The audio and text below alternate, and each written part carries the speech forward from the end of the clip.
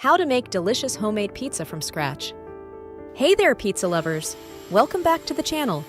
Today, we're diving into one of the best things in life, making pizza from scratch. No more frozen, store-bought stuff. We're talking about that golden, crispy crust, bubbling cheese, and all your favorite toppings, all made right in your own kitchen. So grab your apron and let's get ready to have some pizza fun. All right, first things first. Let's take a look at what you need for this delicious pizza. Don't worry, we're keeping it simple. You'll need flour, yeast, warm water, a little olive oil, salt, sugar, and of course, some awesome toppings like mozzarella cheese, tomato sauce, pepperoni, veggies, or whatever your heart desires. The beauty of pizza is that it's totally customizable. The only limit is your imagination. You could go classic, like a margarita, or get crazy with barbecue chicken, pineapple, or even ranch dressing. But let's not get ahead of ourselves. First, we make the dough.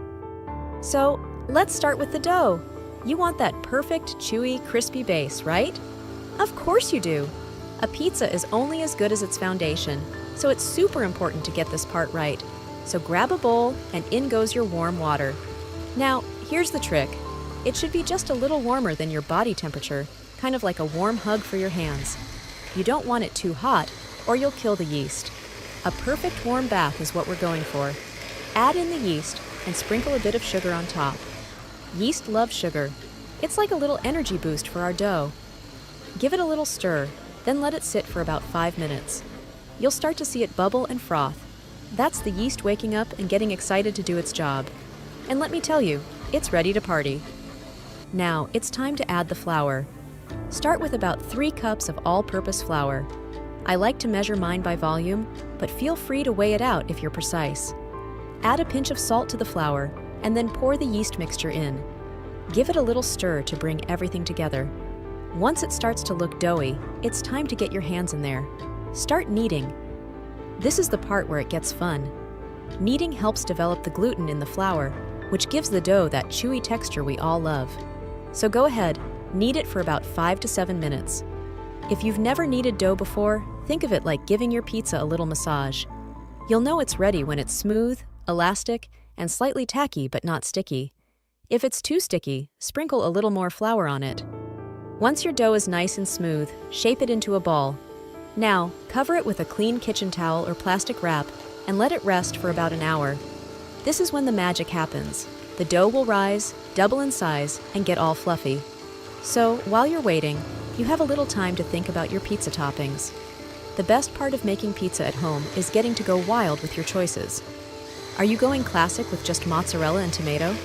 Or are you a fan of all things bold like spicy sausage, mushrooms, and maybe a drizzle of hot honey? Get creative! The possibilities are endless. All right, the dough is done resting, and it's time to punch it down. Yes, you heard me right. Punch it. But don't go overboard. Just give it a light tap or press down with your fingers to release the air bubbles that have formed. We want a nice, smooth dough that will rise up again in the oven, not a dough that's too airy. Once that's done, give it a quick knead for a minute or two, and then it's time to shape it into the perfect pizza base. Now, it's time to roll. You can either roll it out with a rolling pin or stretch it by hand if you're feeling confident. I like to stretch my dough out with my hands, working from the center out toward the edges. You don't want it too thick or too thin. Aim for about 1 4-inch thickness. Don't worry if it's not perfectly round. Pizza's all about the love you put into it. A rustic shape adds character, right? Now that your dough is ready, let's talk about the sauce. The pizza sauce is the second most important thing, after the dough, of course. You can use store-bought sauce if you're in a rush, but I always recommend making your own. It's simple. Just blend some canned tomatoes with a bit of olive oil, garlic, salt, and maybe a pinch of dried oregano or basil. If you want to get really fancy, simmer it for a bit to let the flavors melt. But even a quick 5-minute sauce will do the trick and taste way better than anything from a jar. Spread a generous layer of tomato sauce onto your dough. Be sure to leave a border around the edges so the crust can puff up nicely in the oven. Now comes the fun part, the cheese. The mozzarella is the star of the show. Go ahead and sprinkle it generously over the sauce. Don't be shy, and if you like a little extra flavor, toss some grated Parmesan or sharp cheddar on top too. Mix it up and get cheesy with it. The more cheese, the better.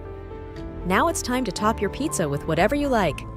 Personally, I'm a fan of classic pepperoni, but feel free to get wild. Maybe some fresh basil leaves, mushrooms, bell peppers, onions, or even olives. The choice is yours. I love adding a bit of cooked sausage for some extra savory goodness. Or if you're feeling adventurous, try a drizzle of balsamic glaze after baking for a sweet and tangy twist. Okay, now that your pizza is beautifully topped, let's bake it. Preheat your oven to 475 degrees Fahrenheit, 245 degrees Celsius. You want it hot, like really hot, so your pizza gets that perfect crispy crust. Place your pizza on a baking sheet or a pizza stone if you've got one. A stone will give you that pizzeria-style crust, but a baking sheet works just fine if you don't have one. Pop your pizza into the oven and bake it for 10 to 12 minutes, or until the crust is golden and the cheese is bubbly and slightly browned. Oh, you'll know when it's done. The smell will take over your kitchen and have your mouth watering. Once your pizza's out of the oven, let it cool for a minute or two. I know it's tempting to slice right away, but trust me, you don't want to burn your mouth on molten cheese. Give it a minute. Then, slice it up and take that first glorious bite. Look at that crispy crust, that gooey cheese. It's pizza perfection.